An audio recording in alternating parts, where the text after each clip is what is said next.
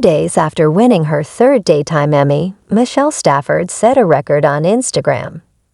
"I have to kill this weird story that seems to be burning," said the young and restless leader, about what I said to executive producer/director Josh Griffith on stage. "Thank you for letting me. I'm crying in your office. I wouldn't normally bleep," he continued. "But I think sharing my story with you can help anyone going through grief. I recently lost a parent.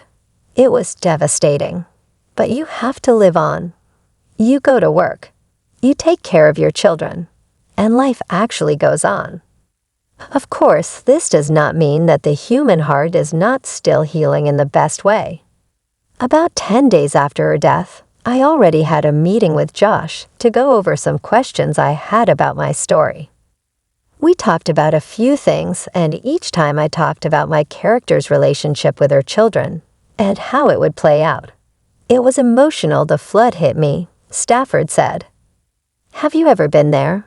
After a loss, you move on and you're fine, but then maybe you talk to, I don't know, a coworker, or you see something in the market, and something triggers a memory, and you break down. The more you try to stop it, the worse it gets." "Oh man, it's terrible," he added. "This is what happened. I found myself crying in Josh's office. Like an idiot. Something about talking about Phyllis' relationship with the kids did it.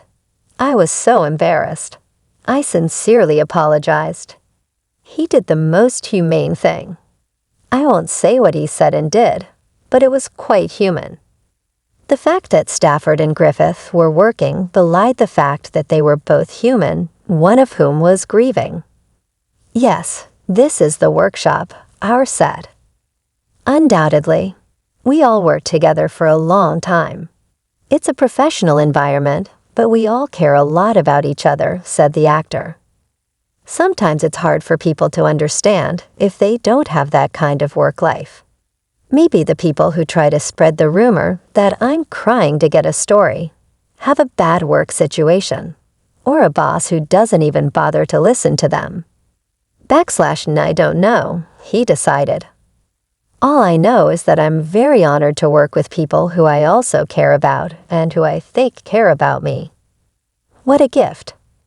What I said on stage was a spontaneous comment to my boss, who did something very nice to me. Very human to me. I hope for others that one day they will experience a similar work environment.